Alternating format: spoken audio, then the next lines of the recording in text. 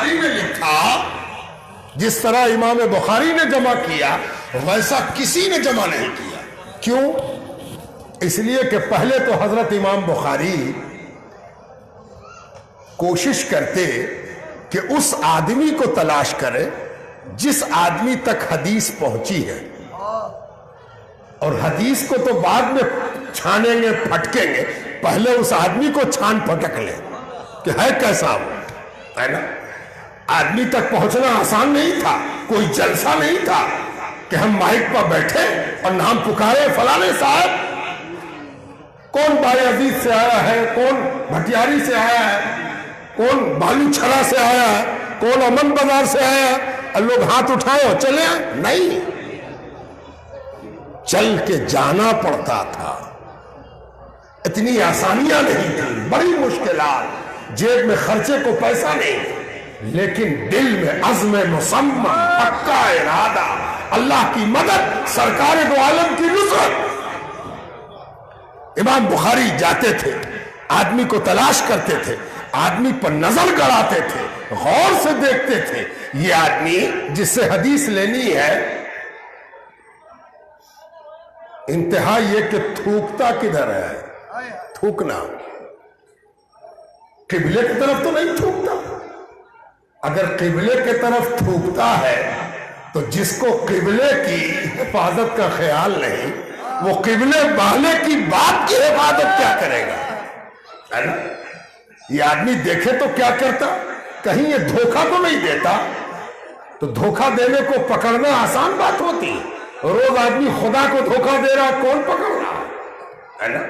لیکن امام بخاری غور سے دیکھتے، چپ چاپ، اور اگر یہ دیکھ لیتے کہ بکری رسی توڑا چکی ہے، بھاگ رہی ہے، اور یہ آدمی پتہ دکھا کے اس کو بلا رہا ہے، اور پتہ دیکھ کے بکری چلی آئی، پتہ تو ہٹا لیا، بکری کو باندھ دیا، کہا او یہ بکری کو دھوکہ دے سکتا ہے جس کو زبان نہیں ہے، جو بے نطق ہے، جو اپنی بات نہیں کہہ سکتی، جو اپنا درد نہیں بیان کر سکتی، جب اس کو یہ دھوکہ دے سکتا ہے تب یہ حضور کی حدیث بیان کرنے میں بھی دھوکہ دے سکتا ہے۔ چھوڑ دیا، اتنی محنت سے چل کے آئے پھر بھی حدیث نہیں لیا۔ بزرگوں، دوستوں اور عزیزوں، وقت نہیں ہے میرے پاس کہ میں بہت تفصیل میں جاؤں، میں صرف چند اشارے کر رہا ہوں، اس کو بھی ادھورا چھوڑتا ہوں۔ امام بخاری نے اس محنت کے ساتھ حدیثیں جمع کی، جب جمع کر لیا چھان پھٹک کر کے، تو اپنے چھان پھٹک پر یقین نہیں کیا۔ آج کل کی دنیا ہے کہ محقق پیدا ہوتا، آج کل بڑی تحقیق کرتا ہے، اور اس کے بعد غرور اور تکبر کی کرسی پر بیٹھ جاتا ہے، میں نے تحقیق کیا ہے۔ یہ امام بخاری کے پاس نہیں تھا۔ جب سب محنت کر لی تو لکھنے کی باری آئی، تو لکھا بھی 3 منزل میں، ہے نا؟ ایک بار جو آتا گیا لکھ لیا، پھر دوسری بار وہ لکھا جس کے لکھنے پر اطمینان ہو گیا کہ نہیں یہ ٹھیک لکھا ہے۔ اب تیسری بار جب لکھنے کی باری آئی تو چل کے گئے، کہاں گئے چل کے؟ ہے نا؟ یونیورسٹی میں، دارالعلوم میں نہیں، کہاں گئے؟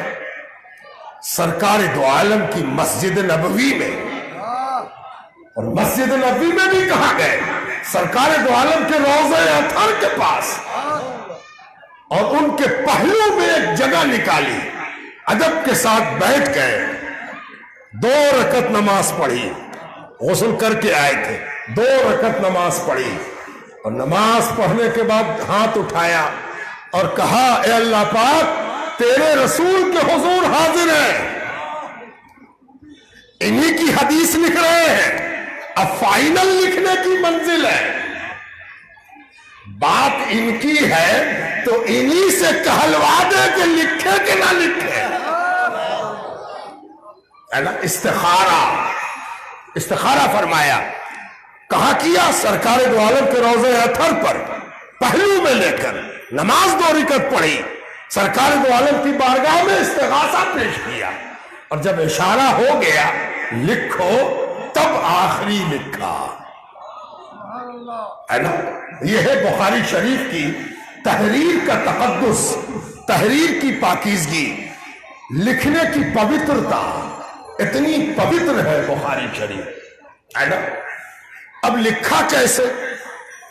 امام بخاری کا یہ کام نہیں تھا کہ جتنی حدیث ملی سب کو لکھے جائیں، چھان پھٹک کر لیا اور تب بھی لکھ لیا، ہے نا؟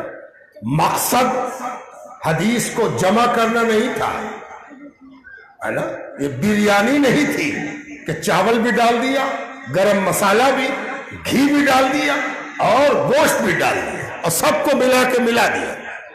کسی نے پوچھا کہ کیا ہے؟ کہا یہ بریانی ہے، سب چیز ملی ہوئی نہیں۔ خبردار، امام بخاری کی کتاب کو صرف حدیث کا مجموعہ سنگرا مت سمجھنا۔ اگر ایسا ہوتا تو امام بخاری ایک حدیث کو ایک ہی جگہ لکھتے۔ بعض دفعہ امام بخاری نے ایک حدیث کو اپنی کتاب میں 16 جگہ نقل کیا، 16 بار، ایک حدیث کو 16 بار، 1 گنا 16۔ یہ کیسے ہوگا؟ جب حدیث کا مجموعہ ہے، سنگرا ہے، تو ایک جگہ لکھ دیا تو کافی ہو گیا، اس کو دوسری جگہ کیوں لکھیں گے؟ تیسری جگہ کیوں لکھیں گے؟ چوتھی جگہ کیوں لکھیں گے؟ اور 16 جگہ کیوں لکھیں گے؟ ہے نا؟ اس سے صاف پتہ چلا کہ حضرت امام بخاری کا مقصد، ٹارگٹ، نشانہ، دھیر، ادیش یہ نہیں تھا کہ حدیثیں جمع کر دی جائیں، بلکہ ادیش یہ تھا کہ ہر حدیث سے جو حکم نکلتا ہے، ہر بات سرکار دو عالم کی، اس سے کوئی نہ کوئی آدیش، حکم، مسئلہ، معنی، مفہوم نکلتا ہے۔ تو بعض حدیث ایسی ہے جس سے 16 حکم نکلتا ہے نا؟ بعض حدیث ایسی ہے جس سے 16 حکم، بات ایک، حکم 16۔ اس لیے کہ یہ بات اس کی ہے جو جوامع الکلم ہے صلی اللہ علیہ وآلہ وسلم۔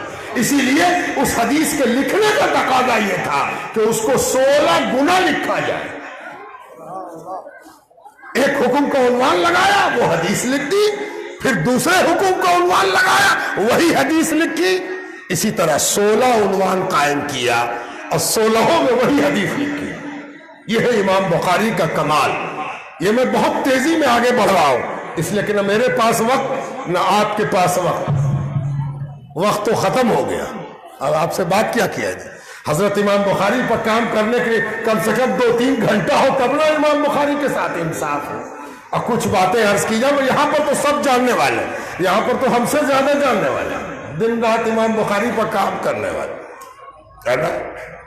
لیکن ہم لوگ حضرت امام بخاری پر جب بولتے ہیں تو کم سے کم 3 گھنٹہ کی گفتگو ہو، تب جا کے حضرت امام بخاری کی شخصیت سے انصاف ہو۔ اس لیے کہ ہم لوگ ان کے قدموں تلے کی خاک ہیں، ہے نا؟ اور خاک کو جسم دیکھنے میں بڑا وقت لگتا ہے نا؟ حضرت امام بخاری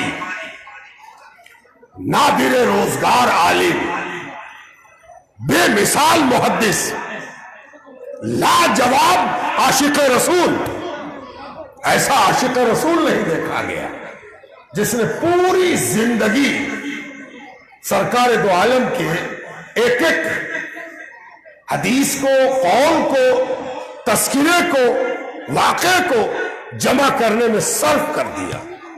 حضرت سیدنا امام بخاری کا وصال عید کا چاند دیکھنے کے بعد ہوا۔ ادھر عید کا چاند نکلا، ہے نا؟ سب کی عید ہو گئی، سب کی عید ہو گئی، لیکن امام بخاری کی عید الگ طرح سے ہوئی۔ اس لیے کہ حضرت امام بخاری کے ایک معاصر سمکالین ایک بزرگ نے خواب دیکھا۔ وہ امام بخاری جہاں وصال ہوا وہاں نہیں تھے، دور تھے، بہت دور۔ کیا خواب دیکھا؟ خواب میں دیکھا کہ سرکار دو عالم صلی اللہ علیہ وسلم اپنے صحابہ کے ساتھ شاہراہ پر، سڑک پر کھڑے، اور میں وہاں پر پہنچا تو میں نے عرض کیا یا رسول اللہ میرے ماں باپ آپ پر قربان، میری روح آپ پر فدا، آپ کہیں جا رہے ہیں کیا؟ آپ کہیں تشریف لے جا رہے ہیں؟ تو حضور پاک علیہ السلام نے ارشاد فرمایا نہیں میں انتظار کر رہا ہوں، نہیں میں انتظار کر رہا ہوں، ذرا عید دیکھیے گا عید کس کو کہتے ہیں، میں انتظار کر رہا ہوں۔ ارے سب چاند کا انتظار کریں، کسی کا چاند انتظار کر رہا ہے نا؟ تو میں نے عرض کیا یا رسول اللہ آپ کس کا انتظار کر رہے ہیں؟ سرکار دو عالم نے ارشاد فرمایا بخاری کا انتظار کر رہا ہوں۔ میں نے فوراً اس کو نوٹ کیا کہ آج کون سی تاریخ ہے؟ 29 رمضان ختم ہو رہی ہے اور چاند دیکھنے کے لیے لوگ لگے ہوئے ہیں، یہی وقت ہے۔ میں نے خواب دیکھا ہے، نوٹ کر لیا۔ خبر آنے میں بہت وقت لگتا تھا، پتہ نہیں کیا بات ہے۔ ایک ہفتے کے بعد جب خبر آئی کہ امام بخاری کا دنیا سے وصال ہو گیا تو میں نے پوچھا انتقال کس وقت ہوا؟ معلوم ہوا کہ چاند نکلا اور انتقال ہو گیا۔ واہ رے عید اس کو کہتے ہیں، ہے نا؟ ہماری تمہاری عید ہے کہ چاند دیکھ لے یا چاند کی خبر آ جائے۔ غلاموں کی عید یہ ہے کہ مولا کو دیکھ لے، ہے نا؟ مولا کو دیکھا اور غلاموں کی عید ہو گئی۔ غلام اگر مولا کے قدم میں پہنچ گیا تو غلام کی عید ہو گئی۔ امام بخاری کی عید ہے، سرور کائنات انتظار کر رہے ہیں، بخاری پہنچے اور انتظار ختم ہوا اور عید ہو گئی۔ عید کے دن ظہر کے وقت حضرت امام بخاری کا جنازہ ہوا، عید کا دن تھا، ہے نا؟ حضرت امام بخاری کا یوم وصال کبھی بھلایا نہ جائے گا، ہے نا؟ اور سب کے وصال کو عرس کہنا پڑتا ہے، بھلا عید کو بھی عرس کہنا پڑے گا؟ عید تو عرس ہے، امام بخاری کے وصال کو اللہ نے عرس بنا دیا، ہے نا؟ عرس ہے، عید ہے نا؟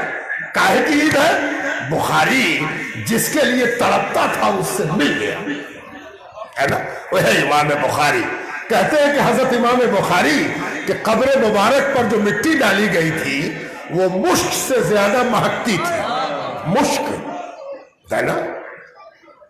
ہم کو آپ کو مشک کہنا پڑ رہا ہے، مشک انست خود ببوید نہ کہ عطار ببوید۔ کوئی عطار نے دکان کھول کے نہیں رکھا تھا، آؤ آؤ یہ مٹی مہکتی ہے۔ ارے مٹی ایسی مہکتی تھی کہ میلوں خبر جاتی تھی، لوگ آتے اور ایک ایک چٹکی مٹی اٹھا لیتے کہ گھر مہکے گا، مٹی بھرنی پڑتی۔ کہتے ہیں کہ حضرت امام بخاری کے وصال کے 200 برس بعد، 200 برس گزر گیا۔ کب وصال ہوا؟